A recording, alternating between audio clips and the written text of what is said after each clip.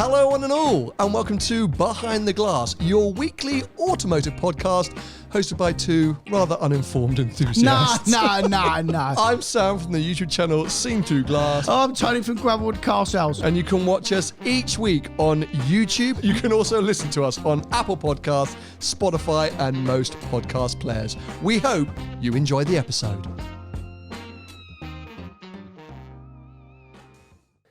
Now, I do have a confession to make. We have a confession to make.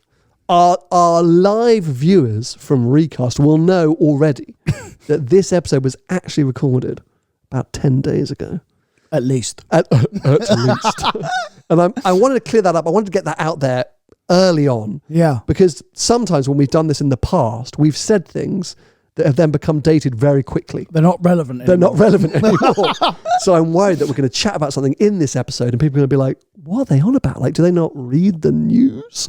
But yeah, it's because essentially, well, things are getting a little bit hectic over the next 6 weeks or so. Tony, by the time you're listening or watching this, is probably already on his Euro trip that he's been planning for a while. You heard us talk about it this year on the podcast. But I am on a massive adventure. Actually, over the next 6 weeks, maybe even 2 months, I'm basically going to be a bit of a Shmee 150 and not go home. I'm just living out on the road. Living out your suitcase. I worked out, mate, over the next 2 weeks, or the next 10 days or like that, I'm going to do 7,500 miles on the road. Not in one of your old cars? In the 360 and the GT3. Really? Yep. In both cars? Across both cars, 7,500 miles in 10 days. You love depreciation, don't I you? love it. I mean, surely I cannot depreciate my 360 any further. Like, it's at rock or that bottom. GT3. Don't be The rude. way you spec it. Well, it's now gone from like 250 to 230. Surely on the used market. Pennies, yeah. But yeah. So if you follow me on Instagram, I guess I would have already started posting this. I'm doing the Podium Tours rally. Obviously, Podium Place, the legends that make the coffee, Seen Through Glass coffee. They do these tours. So I'm taking the GT3 to the Nürburgring. That'll be super exciting. That's a crash. I mean, definitely a crash. I'm actually terrified. So recording this in advance of that trip, and I'm really pooing myself. But then I'm setting off in the 360 on a really epic adventure. Hold on a minute. I can't let you get away with this. What? So you're going to be in the GT3. How are you going to swap cars? Okay, so see? if you really want to know the logistics. I do, yeah. So, I've asked now. GT3 goes from Podium Place in Newbury through, I think we're doing Belgium, Luxembourg, Nürburgring, whatever. That's the Podium Tours rally. Lovely. I then leave the rally and I drive it straight down to Monaco. And I'm dropping off at a storage location just outside Monaco. Leave it there. And I fly back to the UK. Lovely. Pick up the 360. Yep. Which I'm then driving down to Spain because I'm going to meet you. We're going to come find me. We're going to do a podcast episode from Spain. We might have to do two. Who knows? I then take it on, and I'm just trying to think my posting schedule. I'm going to take it on a big adventure. I feel like I would have revealed it by now. Essentially, a sandy adventure. Let's just leave it at that. So a big adventure, crossing into a continent that I haven't actually crossed into with the 360 yet before. So that's going to be very exciting. New continent to that. Then it goes back up into Portugal for the Maranello Legacy event happening in Porto, which will be super cool. That's like a 3-day extravaganza. They shut down all the roads, big supercar convoys. Lovely. Then I drive the 360. This is the craziest part, from Porto to London in 1 day. Good luck with that, by the way. And then I drop off the 360, pick up the Range Rover Sport, which has been very kindly lent to me by Range Rover, and drive it straight down to Monaco, where I then... The next day, or you're going to have a little rest? Or next day. So I drive 360 from Porto to London, get straight in the Range Rover and drive straight to Monaco. Oh, wow. Yeah, death. I mean, absolute death. And that's 7,500 miles, or what you've just said? So all that I've just said is totals up to being 7,500 miles. The majority of it obviously is in the 360. It's about 5,000 miles in the 360 and about 2,500 miles in the GT3. But yeah, and then I'll be in Monaco for about 3.5 weeks with the Range Rover Sport and the GT3. Load of different content. Monaco F1's happening. The Lake Como Concours d'Elegance, whatever they call that. That's happening, which I'm going to try and get across to. There's loads of stuff going on. Obviously, I want to take the GT3 on some proper roads. There's a launch of a new car. I don't think I can say much more about it, but it's from a British brand that has associations with a top secret spy. Oh no. I'm not going to say any more than that. I'll let you make your guesses. So yeah, it's absolutely, I'm super excited, but it means the next couple of months are just going to be hectic. And Well, you're not going to bed, are you? I'm not going to bed. Actually, my wife Vicky and the baby are coming to meet me, and they're going to be in Monaco as well. But yeah, it essentially means that for the podcast, we're having to do a lot of pre-recorded episodes because Tony and I aren't going to always be together over the weeks ahead. So we're doing a couple today that are going to be dripped out of the next few weeks. So as I say, they could sometimes be a little bit out of date. Then we're going to link up and do one in Spain whilst Tony's there on a road trip. And then Tony's actually going to come down to Monaco to meet me there. Paul's also supposedly going to be there. So we might be doing a car park chat episode from Monaco. It's going to be a lot. Yeah. In terms of our live streams, for those of you that love to join us on our live stream, and today we've got a whole load of people. Max has joined us in Ross. We had, was it Cameron from Australia? So yeah, loads of great live viewers. Stay tuned. Keep an eye on the recast page, and as and when we know we can go live, we will schedule them in, but they might be a little bit more hectic on their timings in terms of when those live streams are. So all you've got to do is follow recast.tv/behind the glass, and you can check out when those live streams might be happening. Admin done? I think so. I just got back from Bulgaria though, so I haven't been sitting still because I just dropped Vicky and the baby off there. They're hanging out there whilst I go on these crazy adventures. And whilst I was there, I did the usual thing of falling in love with blacked out Audi A8s and BMW 7 Series. Well, 'cause it's every other car. It feels like, because that in Bulgaria, and it might sound like a generalization, but it's not, they are just obsessed with Audis, BMWs and Mercs. Yeah. And I think more so BMWs and Mercs, and Bulgarian viewers or listeners, correct me because I know there's a ton of you. Audi, I feel like, is in third place there, but not when it comes to the limousine format. Like the amount of new, like brand new A8Ls or S8s that I see, and every time I go, oh God, I want one of those.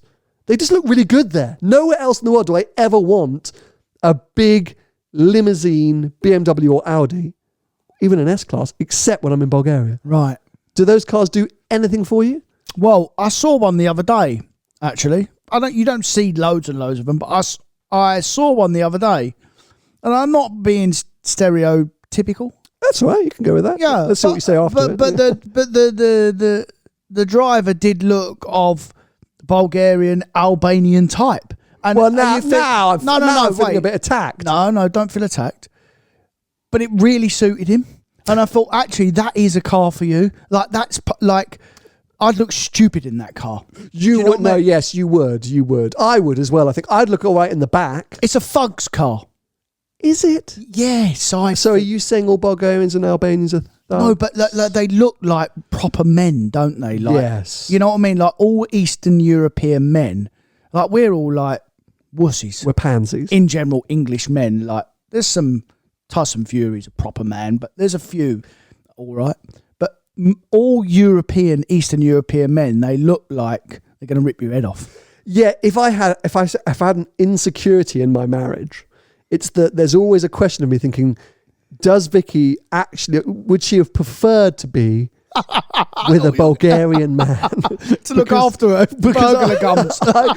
Whenever I go, I get man crushes on the Bulgarian because they are just that, like often strong, silent types. Yeah. You know, big, yeah. Always super nice. Very nice people. What I often find about this is Bulgarians. I don't have as good experience of meeting other people from that part of the world.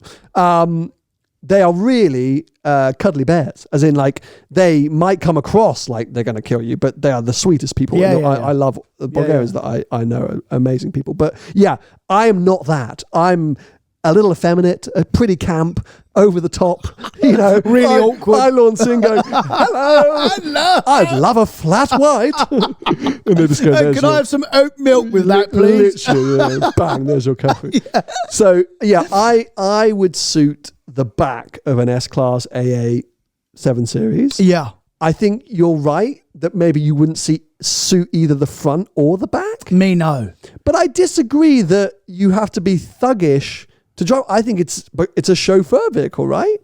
Like most places around the world, if you see those cars, they're being driven by chauffeurs. It's very rare that people buy, I think, limousines, A8s, 7 Series, S-Class, or even like a Bentley Flying Spur, and they're driving it themselves. Yeah, I probably should have been a little bit more specific in what I was trying to say. This was a 2014 car. So yes, an older generation car, huge bang for your buck. And I think that's what them people like. They just think, you know. People now we're wading into a We're little. not wading. It's just how I'm trying to describe them. Anytime you say them people, it gets me a little nervous on the legalities of this podcast. So let's steer away from the them people phrase. But yeah, I get what you're trying to say. There's definitely a stereotype for the older limousine. What other cars do you think have? Do you think BMWs in general still have that stereotype of bumper huggers? No, Audi now. Yeah, I think it's moved away, hasn't it? Audi and then I would say Range Rovers for being fast lane hoggers. Yeah, for sure. Yeah. Ferrari owners for being sweatshirt over the shoulders. Like, you know what I mean? No, I think that's very old, like Top Gear. I think that's, you know. But people do still, you know, if you drive a Ferrari, the general public will spit at you. they will spit at you. But come on, because there are quite a few stereotypical owners. We talk about Lambo owners a lot. Yeah. Porsche owners, the same. Do you think there's a stereotypical Porsche owner? Yeah, honestly. What is it? They're just weird. mate, honestly, like, Porsche buyers, and I can say this from experience, are the worst to deal with when you're trying to sell them a car.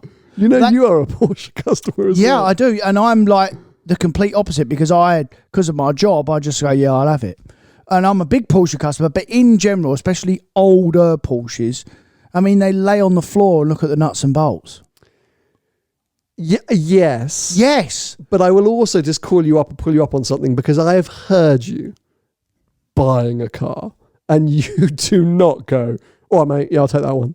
Yes, I do. You go, I'll be like that. All right, mate, that car, I'll give you 50 grand under and I'm not budging because I know the price. Okay, leave it. See you, mate. I've heard you bully salespeople because you are just a machine, like a bull. You are a bull in a china shop when it comes to, it's terrifying, like negotiating. Yeah, but hold on a minute. I mean, I think most people that own businesses like that, not just in the car business. I think if you're in sales, you have to be assertive. Absolutely. But yeah, and confident in what you think you know. And because if you have someone try and tell you your job, you're weak. Hey, I'm not saying it's bad, but I'm just saying don't pretend like you are like this super straightforward. You just walk in, you just pay, you leave. Like, I am. No, you're not. Okay, so I can ask you this as a salesperson, but I don't think you'll tell me the true answer. Would you prefer someone to come in and ask you 10 questions about the age of the tires, the tread depth, when the oil was last filled up, the service history, etc., or 10 times tell you that they're going to pay $5,000 under your asking price and not budge? They wouldn't tell me 10 times. They'd tell me once and I'd say no and say, sorry, that's that. So that's the end of the conversation. So that's the worst analogy I've ever come across. Well, would I prefer someone to ask me 10 million questions about a car, or would I prefer someone to come in and say, yeah, thanks for that, Tony, it's a really lovely car, I'll have it? What do you think? But that's not what you do. You go, that's a really lovely car, I'll have it, but for less than you want, and I'm not going to budge. You can tell me all that crap. And the guy goes, oh, but Tony, it does have... I know it has bows, I don't care. That doesn't add any value. I've heard you on the phone. Yeah, poor salesman going, yeah, but we have actually done a PPF. I don't care, I can get a PPF done for free. It means nothing to me. You just ruin them. No. Yeah. No, that you're exaggerating, mate. I think you'll find many people have dealt with me on YouTube and they will vouch for me. I'm sure you'll vouch for me, right? If you have sold Tony a car, please write to us at btg@glass.com and let us know what an awful experience it was and that you're now in therapy. Anyway, one other car that I always see in Mogo that always gets me excited is the G Wagon. Now, I've spoken about this a little bit previously. The old G Wagon or a new one? No, well, both, but new one. That I had like a weird dream. I can't even remember how long, maybe 6 or 9 months ago, that I owned a G Wagon. And I woke up going, oh, that was kind of cool. Like a car that I'd never really ever wanted to own in my life. But you genuinely wouldn't suit a G Wagon. Well, I think I would suit the 500,000th limited edition G Wagon. Did you see this? No. So to celebrate the 500,000th G Wagon ever produced. 500,000? Yeah, Have they? 500,000 of them, dude. Wow. If you go to Dubai, they were just literally. There's 500,000 there. Literally. Yeah. Often unsold. I mean, they're just like car parks full of G Wagons. Yeah. They went back and they celebrated, I think it was a 1986. It's the iconic sort of green car, the older sort of chassis or older body. I saw you post this. Yeah, a beautiful looking thing. They've done it so well and it's sort of real attention to detail. It looked absolutely stunning, I think. Clear glass, orange reflectors. I was like obsessed with the thing. It's not going to go for sale. It's like the Porsche's 1 millionth 911. It's just a sort of celebration. It's not a car to go for sale. But the minute I saw it, I went, well, I want a G Wagon. I'm just going to recreate it. Like that's amazing. A classy G Wagon. So they've literally built a car and said, here we go, guys. There's a car, but you can't have it. No, it's going in the museum. It's just a celebratory 500,000. Same as the 911. That 1 millionth 911 sits in the Porsche Museum. It was super cool. It was a way to hark back to the originality. It's them celebrating themselves and boom, bish, bash, bosh. But it did just suddenly show that actually, if you don't spec a G Wagon, black with black and black and black and black and black and tint the windows, actually they can still look pretty nice. They don't have to look like rappers' music video props. But the new one has to be black murdered. No. I think the older one does suit them different colours and all that. But the newer one does, I think, needs to be blue or black. No, proof is in the window of that 500,000th car. It's stunning. Like, it's like a really classic look. It's an old car. It's not a new car. No, mate. I'm going to bring it up. It's the new car done to look like the old car. Oh, right. Is it? Yeah. So this is the brand new 500. I think it's 500D. So it's the new shape car, mate. All they've done is put a classic paint. Well, it looks really old. But that's the whole thing. That's the whole point. Like it's supposed to. It's supposed to, mate. They've even put a canvas cover on the rear wheel rather than that metallic one. Maybe they just got a load of that paint they want to sell, so they're bringing it out so everyone specs them in that paint. I would do it if they said that they're launching paint as a celebration. You got one, Merc. But there's one here. Look, you got one. It worked. How much is the car? Honestly, if they did a heritage pack, a heritage livery or something like that for G Wagon, okay, that wasn't this, but at least you could have it in a classier spec. I'm so there. And actually, the reason I wanted to mention it is because when I did the video on Sunday not on Sunday, sorry, because I forgot about the whole time. Sunday. When he done a video previously. The video that went out 2 months ago. But my trip to Italy to drive the LM002 and the Urus Performante. I mentioned that I thought the Urus was really such an incredible success story for Lamborghini. And could you think of another vehicle that has been as successful for a manufacturer? And the G Wagon has got to be seen as one of those because, of course. Oh my God, the values. Again, I'm really focusing on values, but those cars still, I don't know if they're trading over list, but they retain their value so well. Yeah, because they keep putting the prices up, by the way. Keep putting the new prices up of them. Okay, and that... Over the last 2 or 3 years, they've gone through the roof in terms of new. And that keeps the values of the used vehicles strong? Yeah, it's what Porsche do very well. And Ferrari, to be fair. What, every 18 months or 2 years, up the price again? Put the price up, yeah. Keeps the used values. If you look on the used market, G-Wagons, even G500, G400s, all the AMG stuff, yeah, it's just still all the money. Well, they will be, yeah. Delivery time, are they hard to get hold of? Well, not on the used market. There's millions of them. But as a new car, because what I'm saying is like, surely that's a kind of no-brainer thing. Because I was sitting there being like, well, I can't justify spending 150 grand on a Mercedes G-Wagon. Like, as you say, it's not really my car. And like, I'm only going to go on if I can spec it like this. But then I'm like, well, hold on a sec. It makes a load of sense if I can buy it for 150 grand, use it for 18 months, and sell it for 150 grand. Well, there you go. That makes way more sense than my X3 that I'm losing 5 grand on. 150 grand anymore. Well, probably 175 now, list. Let's fact check ourselves before we chat. They used to be 150. I think they used to be 140 odd grand. But the 63, the big Larry one. I don't want the big Larry one. Oh. I want the diesel. From 127, that's going to be the diesel, isn't it? G-Class price. Where's actual? Here's the word leasing and prices. G-Class. I mean, that's a lot of money, mate. 127 grand. G63 is 181 grand. Oh, no, that's the carbon edition. G63, 174 grand. Told you. And the diesel's 130. 130 for a rattly old diesel? Yeah. That's what I'm saying, mate. It's insane. Yeah. I mean, I genuinely remember that long ago that they were about 100 grand. When did they come out? 2018? 2019? 18, you're right. Let's see if we can find what the original price was. I think the G63 was about 140 odd grand list. I think you're right, but I'm just trying to see if we can find an actual back article. then. More research I should have done prior to recording, but well, yeah. I mean, fine. They've gone up in price. It's gone up a fortune. Yeah, but that's why they've gone up on the used market as well. And but as I say, if they're holding, okay, I don't want to spend 170 grand. That's insane. But 130 grand on the diesel spec'd up. That's what 145 probably. Yeah. Mercedes pricing bad. Like the options. Well, I don't think there's low. There's definitely not on the 63. You can have that manufacturer pack, whatever it's called. Which you've got to have, I think, on them. But apart from that, there's only a couple of other options you can have. Okay, so let's say it's 140 grand, 145 grand car. I mean, you probably you're going to lose like 10 grand after a year like that on a diesel.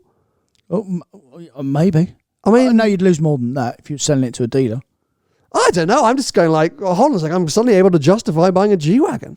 But why? What do you want a G Wagon for?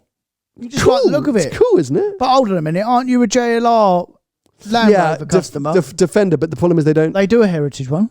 And I'm all over it, but we've discussed this a million times over. 90 versus 110. Half the money. The 110 is bigger than the G Wagon, I would say. No. Yeah, I think the 110's bigger. It might be a bit longer. Yeah. I bet it's not bigger. Yeah, it's got to be close, hasn't it? Well, it might be a bit longer. I don't think it's a bigger car. I mean, they're big, the old G Wagon. It's a big old bus. It's a big car, isn't it? Yeah. And frightening I mean, they are loads better than the old car, the 63, the big one. But it is still frightening, mate, because it is quite fast. Yeah, and I go in on people who go like, it's so much better, but it's still a bit crap. Yeah. It's still, but you know who has a really nice G Wagon? Who? Molly May. What colour is it? Brown. Oh, I've seen that. With a wood interior. You posted that. Literally. I've seen that. I said to Vicky, like, babe, if I hadn't met you, brown, I'd be all over Molly May right now, sliding in those DMs. Yeah. I'm sure Tommy Fury would give you a good hiding. A brown G-Wagon with wooden trim.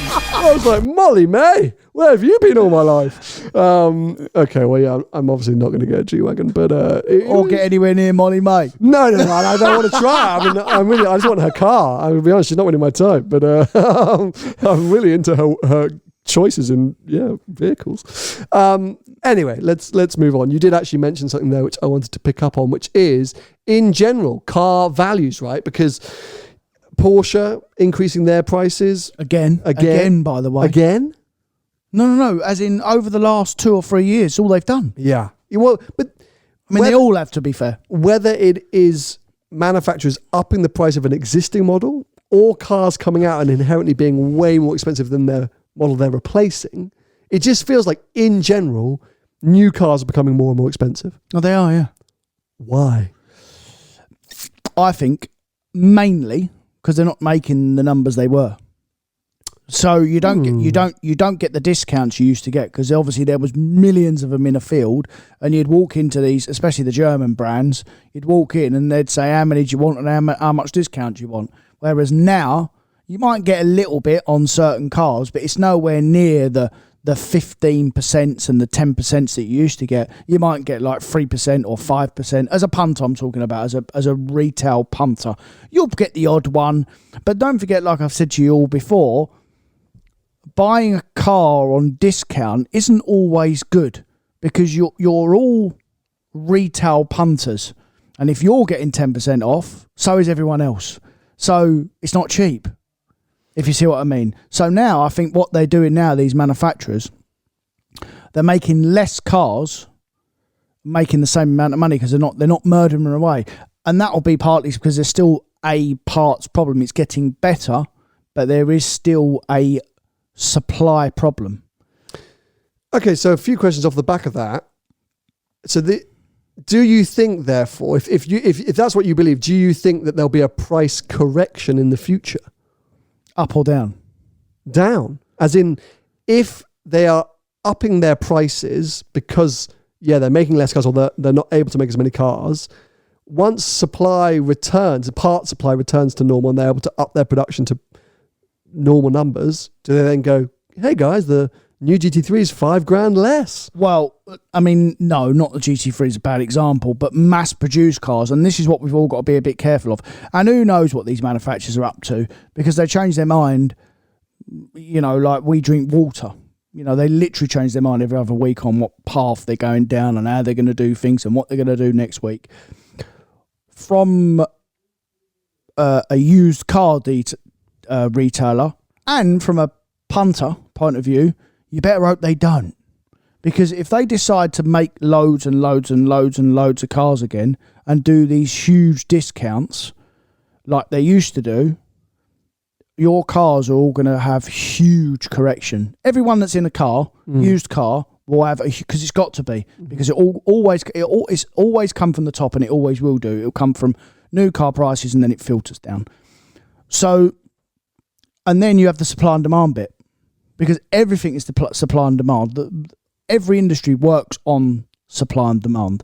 So if the supply outweighs the demand, prices go down. If it's the other way round, prices go up. Obviously, that's a common. It's the same with trainers. It's the same with anything you get your hands on. If there's less of something, it's worth more than there is if there's more of something. So, but. Has that historically happened, that new car prices have gone down? Well, it depends on what they're chasing. The problem is they've got to be, especially with combustion cars now, when we see in these manufacturers, a lot of them are still pounding the electric drum, as in, so they're phasing combustion cars out, apparently. So maybe they're not going to go back to that tactic. Maybe that's why electric cars are the prices there are. And maybe what we are going to see is electric car prices coming down. Maybe combustion car prices will go up or stay the same, and it will be the electric cars that come down because they're too expensive as a new car. And also that's a good or an easy PR story, right? So it's harder, I think, or it'd be sort of more complicated. Take the Range Rover Sport, right? Range Rover Sport inherently more expensive this generation of Range Rover Sport. Every generation. Fine. So, but it has taken a big hike up for this particular generation. But has it? In terms of percentages, it probably hasn't done any more than the previous one. But the problem is we're talking about another load of money compared to the previous car. So the percentages probably stay the same, but the actual increase in money is more because the product's more in the first place. Fine. Okay.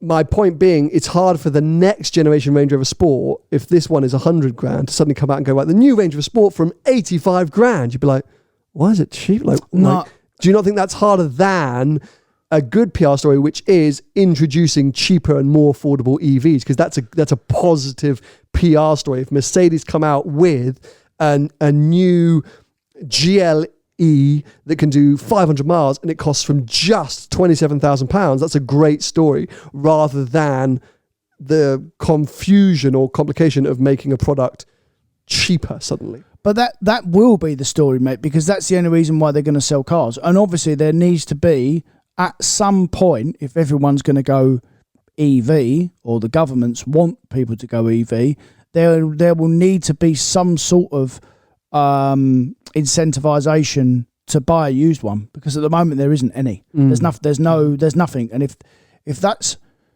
what they want, everyone's buying new ones for tax reasons. If you're a company owner, or if you're leasing, or if you're a company car driver, obviously for tax reasons that's more beneficial that you go into a new one.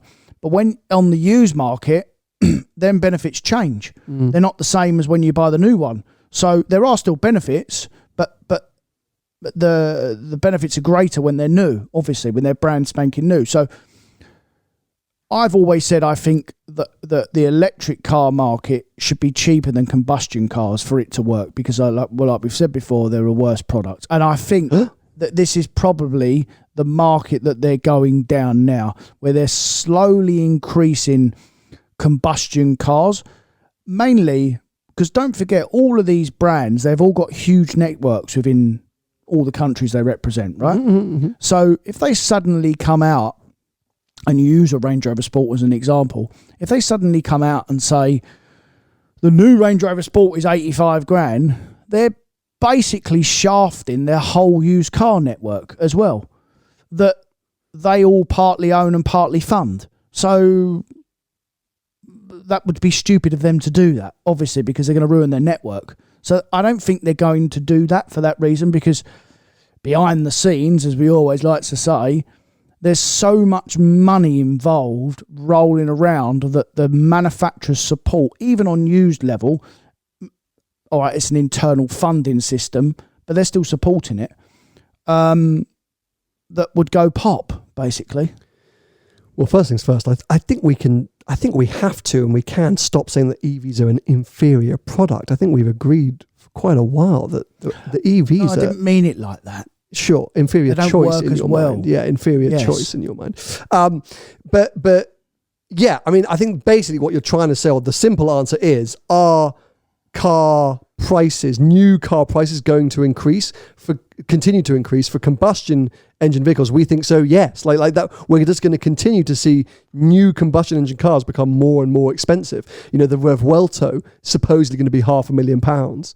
Yeah, 450 I heard, but yeah. Sure, well, close out like €500,000. Yeah. The 812 replacement, similar. The next generation Aston Martin, €200,000 or whatever. Like, you know, so everything, Maserati MC20, like everything's just, well, let's take the McLaren Artura, like, yeah, everything is just becoming more expensive. Well, let's look at the TDF. That was like 400, 450 spec, and the Competitione's 200 grand more. Yeah. So, I mean, that's a supercar level, but even if you come and filter down to things like RS3s or mid-level SUVs, you know, a 3 Series wagon at 65 grand for the hot one, you know. I mean, it's everything is more expensive combustion engine wise. That is an absolute piss take, by the way. It's just dawned on me this. Ferrari charging the money that they charge for that Competizione. I mean, it's just can. Of course, but it's just a rebodied 812 with some more power. And I mean, the markup they've got in that car in terms of the I mean, I don't want to go into this again because it really annoyed me. No, it doesn't annoy you, but it fascinates me that you can't sit here and tell me, and no one can sit here and tell me this, that an 812 Superfast is really any more to make than a Competizione. We're talking about a round of drinks, how much more it is to make. And the markup they've got on that car is incredible. The reason this topic frustrates me is that you don't know the answers. There's simply not a way to find out the answer without a whistleblower, but there's different conversations happening here. Thanks to a lot of our viewers and listeners, off the back of an episode we did a few weeks ago now, where Tony spoke about manufacturer production profits. We know the overall profit per vehicle percentage for all the manufacturers. It's been published, it's been looked at, and Ferrari are one of the best, with usually about a 25% profit margin in each car that they make. Incredible. But that is all costs. So that is literally that's their profit. That's their profit, their final profit. Yeah. But the point you were making a few weeks ago is that the actual manufacturing process, the sort of production element, is a lot less than you think. So in that breakdown of very rough numbers, if a car costs $100 million to produce, the actual manufacturing production element of that will be very far down that cost chain. Yeah. You know, research and development, marketing, compliance, crash testing, and those will be the majority of those, and the production line costs. So, yeah, I have no idea for an 812 Competizione how much R&D time, how much design, how much aero, how much testing, how much blah, blah is required.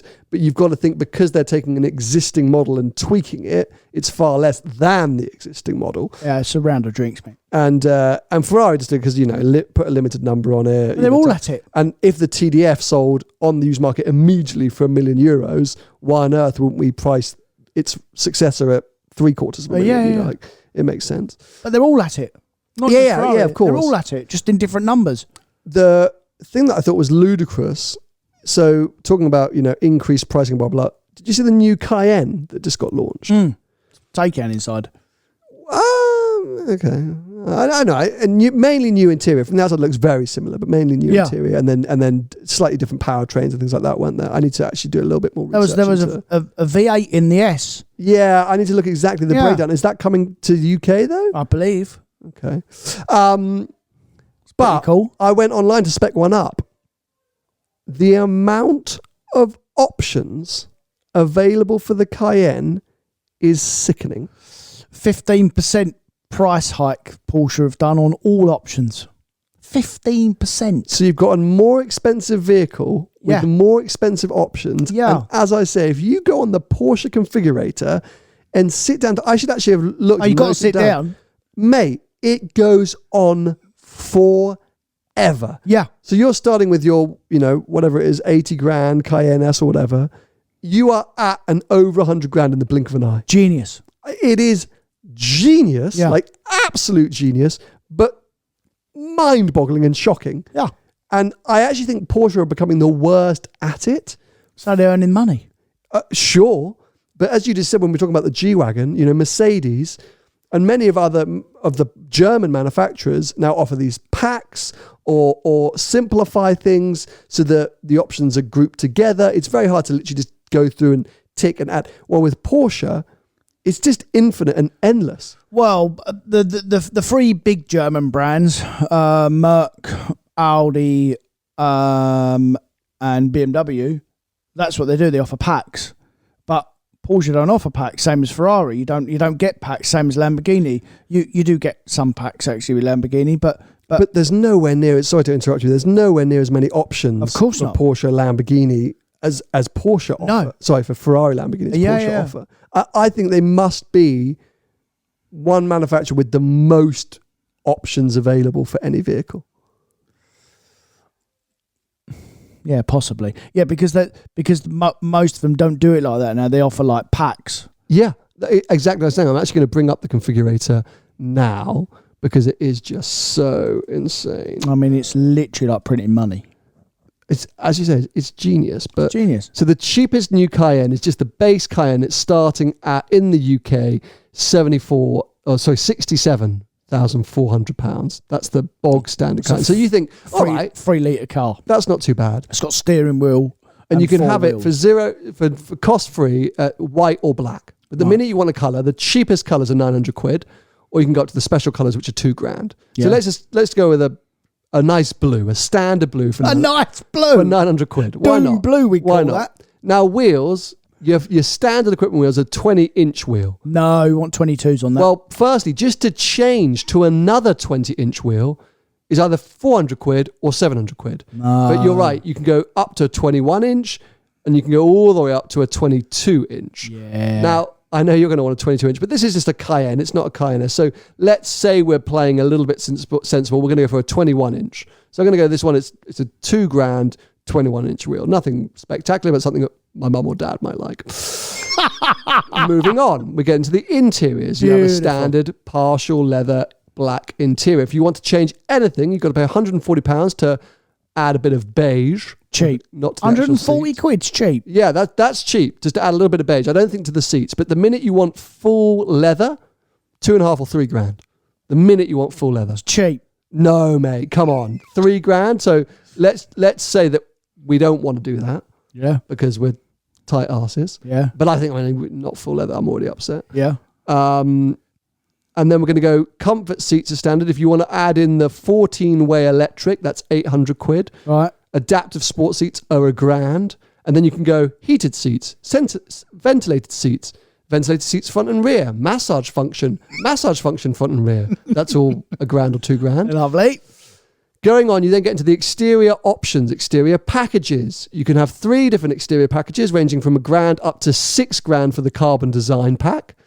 That's Then a you waste have of money. other things like the stainless steel skid pan for 800 quid. You can change the wing mirrors. I mean, there's about 10 different options there to do with wing mirrors and door handles, and the fuel filler cap. Roof transportation system, you've got 3 different options there for roof rails or pan roof. You've got various decals, endless decals, about 15 options for decals. For your powertrain, you can do rear axle steer. You've got adaptive air suspension, Porsche dynamic chassis control, sports chrono, 4 different options for tailpipes, power steering plus. The brake calipers being painted in black is going to cost you 640 quid. Then you've got options for the lights, $2,000 for LED lights. You've got a heated windscreen. Again, you've got about another 10 options there before you move on to the interior. Interior now, we can do various different stitching. We've got about 14 different colour options for stitching. We've got a carbon interior package for 1,300 quid. Extended trim package, again, 12 or 15 options there. Seat belts. Going through, we've got 6 options for different seatbelt colourings. We've got steering. I mean, you get the idea. You get the gist. Do you want me to help you? No. No, what I'm saying is that I could spec that car in 25 seconds. What would you do? I'd put different wheels on it, put a pan roof on it, make sure it's got camera and bows, privacy glass, that'd do. And not get caught up in it. No, that's enough. You're probably right. You I probably will just be go, right. no, ignore. But it is overwhelming. And I guess that's one way that, just new cars are just getting more. One way to lose your money. More and more expensive. Yeah, for sure. Because, of course, you're not getting that back. On a Cayenne, it's different. I think 911s are very spec dependent, aren't they? Not the normal ones, though. Again, like you haven't got to go mad on a normal. On a GT car or even maybe a Turbo S, something a little bit more special, then, yeah, you can be a bit more adventurous. But on a normal mass-produced car, a 911, just stick to wheels, stereo, rear camera, maybe the PDSL headlights, or the normal ones are just about fine, and put a roof on it. That's enough. Fair enough. Now, recently, did you see the kind of soft launch or the secretive launch for something called Kahuna? Yeah. So blasted all over Instagram, this kind of amazing, like, open museum of a load of different dealers here in the UK. I think DK Engineering, Joe Macari. I'm not sure who else I saw was there, but a handful of bringing proper stuff, Chirons, MC20s, amazing Porsches, like incredible stuff to a warehouse that they sort of opened as a museum for the weekend, and it was to launch this new platform. I need to find out more, but I understand it to kind of be a new, I think an online auction platform, but with reputed dealers. So you kind of know where the cars are coming from. Mm-hmm. It's also that they can do trade auctions or trade, because you do that, right? So there's behind the scenes, there's kind of a trade bidding site, so you can bid on cars that come through the trade. There's so many different ways for us to buy cars as dealers now. But yeah, there's more than one actually trade to trade sites essentially. Fine, so I guess they're going to operate in that space as well. But what it made me think or realise is just how popular online car auction sites have become in the last few years. Since COVID, really? Yeah. I mean, Doug DeMuro and his Cars and Bids site, I mean, he got that huge chunk of investment that allowed him to go and buy that Carrera GT. Obviously, kind of the original, Bring a Trailer is the one in America. Yeah. Obviously, collecting cars here in the UK and further afield, of course, they operate everywhere now. But we're seeing traditional auction houses now move into this space too. So from your side, why do you think they've become so popular, and is it a threat to you? Like, does that worry you that now there's such popularity in these online auction sites? It's not a threat to me at all. No, I don't think it's a threat to the market. It's just people trying to come up with different ideas. It's all digital now. That's the way the world is going. And actually, since COVID, I mean, we used to do it before, but as a retailer, since COVID, it's been accelerated that we don't see half the people we buy cars, that we sell cars to now. Everyone buys them online. So, the first time we see half the people, and it is really like half the people that we actually sell cars to, the first time we meet them is when we deliver the car to their house. So, we're in a digital age now, mate. This is the way of it, and it's all about time. Contrary to what everyone thinks, dealers are busy doing. We got so many compliance rules now and admin stuff that we all have to do and loads of different chores that not just business owners but just in general that we all have to do. You ain't got time to go to auctions anymore. I mean, the big traditional auctions, BCA and Mannheim, they're all online now, and they have been for years, but even more so online. And when COVID was around, you couldn't physically go down to bid on a car. I mean, I don't go to auctions. I've never bought a car from an auction. Luckily, I don't have to. You have bought them from Collecting Cars, though? I bought 2 cars from Collecting Cars in COVID. Yeah, I did, yeah. But these were from private individuals that I could reject if I wanted, by the way. So once you buy a car, if you're a dealer and you buy a car from an auction, they've been described, and that's that. You take them and it's your problem, basically.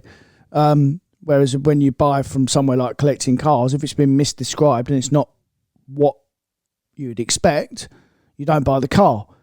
So it's the same with a lot of you would have seen Motorway, which is another new way over the last few years for dealers to buy cars. It's for normal punters. It's a way for them to sell their cars and dealers bid on them. And, there's an auction every day, basically. It's the same thing. If you get there and they're misdescribed, you don't buy the car. So, and maybe that's what Kahuna, for example, are trying to eliminate, is that there's more of a trust in the product that you're bidding on. But from my point of view, the thing that Collecting Cars has done is, as an enthusiast, and Car and Classic do the same thing, it's a better or more intriguing shopping place than Auto Trader. So Auto Trader, with its however many 100,000 cars they often have on that site, 500,000. 500,000 cars. 400,000, yeah. I've kind of got to know what I'm looking for or looking at. I'm going in to look at a specific car, and then I'll see what's available.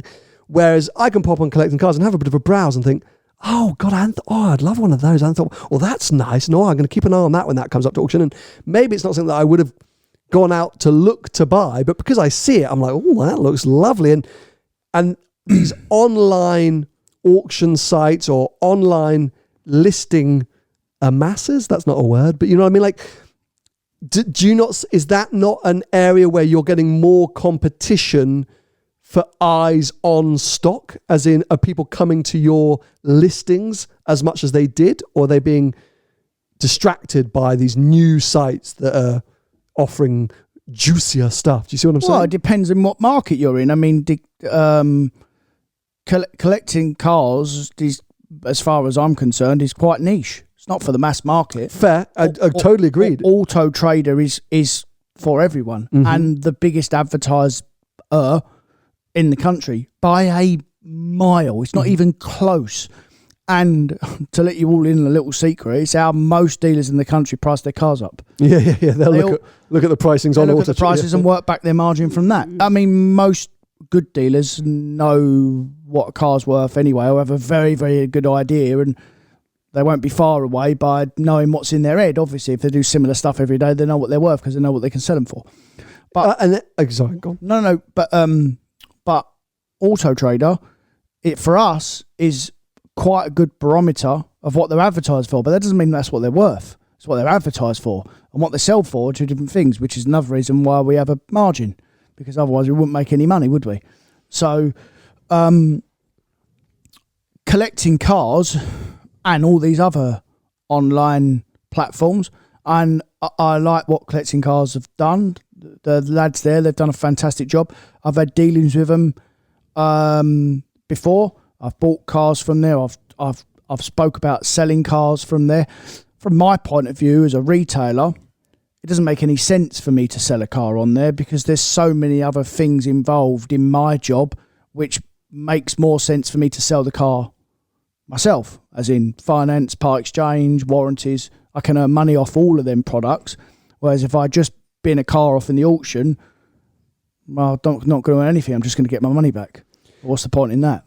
For sure. And I guess a big part of your business is trust, right? It's trust with the customer has with you and you have in the so they know that they're getting something from somebody reputable. Well, by the way, this is the big reason why I do what I do. I do like doing this. Obviously, I wouldn't do it if I didn't. And some people say that I don't like cars anymore. I do like cars. Sometimes I can be a bit unenthusiastic about them because it's my job and I'm saturated with cars all the while. My whole life is cars. 20 hours a day I'm on the phone talking about cars. So sometimes I feel I'm less enthusiastic because I live and breathe it, mate. But in terms of trust and building a brand, it's the big reason why I'm on social media, because it really helps with the recognition of the whole brand, knowing that people feel more confident knowing that they buy a car from me because I'm on the telly. Don't get ahead of yourself. Not quite yet, mate. But some people are on the telly. Yeah, no. But I mean, I guess that's what. Yeah, Calhoun, I suppose, are trying. We'll watch the space because they're obviously making a lot of noise and doing interesting things. So and fair play to them for having a go. Absolutely. Yeah. The other thing that I thought was interesting, which I guess is similar and branched across, so Custodian Legends, they've got one of their lovely caps on the table because I love their hats. This one? Yeah. Do you want me to point as well? No, you're right. They're about to launch, I think it's called the Showroom. Yeah. Which essentially, so I've spoken about Custodian before because I use it a lot for my 360. Also put the GT3 on there. Essentially the best way to manage your garage digitally. You can upload all your history files and create reminders for yourself to get things done and put in events and all the stuff like that. So you can just beautifully manage your garage. But the benefit then being that you can kind of almost share that information, or a dealer could share that information onto the next buyer. So I think they're going to, loop together. They've got various dealers that they're already sort of signed up to, so that you're going to have that trust in place. But also, it just enhances the buying process. They already do, I think, so great. So I'm excited to see what they do as well. So there's a lot happening within this digital car buying, selling space. Yeah. And lots of different people doing lots of different things. But I think fundamentally, it makes sense to be sort of leaning on that trust that a reputed dealer has already. Yeah. I mean, the good thing about an auctions as well is generally people get carried away on auctions. So, but really, normally, apart from the buyer and the seller, the other person that makes money is the auctioneer, obviously, because that's how they've got to earn a living. So there's always fees involved either side, whether it comes from the buyer or the seller. There's always got to be fees involved. So it's not always what you see the headline figure, oh, that car sold for that, because there's always fees involved, and quite often it's a few quid, by the way, because it's always a percentage. It's not like a flat fee; it's a percentage of what the car sells for. So. And it's another big reason why I don't buy cars from auction myself personally, in general, because the fees makes the car too expensive. Fair. Well, it's been interesting to see, and I think we're going to see more people come into the space because there's clearly money to be made when you're seeing, like I say, Doug DeMuro get the kind of investment that he is and the success of collecting cars, etc. So we'll watch this space. But anyway, that kind of wraps up this episode, this latest episode. I hope you've all enjoyed it. So we did record it a little bit in advance, but hopefully nothing we spoke about is massively out of date. We will be back with you for another episode next week, which again will be pre-recorded. But for now, if you want to follow us on our adventures wherever we are in the world, Tony's at Tony Gravelwood Car Sales on most social media platforms. I'm at Seen Through Glass. And keep an eye, as I say, on recast.tv/behind the glass to see when we'll be live streaming over the weeks ahead, because it's all going to be a little bit chaotic and it could be quite fun to join us. Maybe we'll do that Spanish one that we're going to be doing when I come and find you. We could have some beers. We could do it as like an evening one. Get pissed and do a Q&A on Recast, which is actually what we're going to be doing straight after this recording. So yes, thank you so much for tuning in, and we'll be back with you for another episode very soon. Bye-bye. See ya.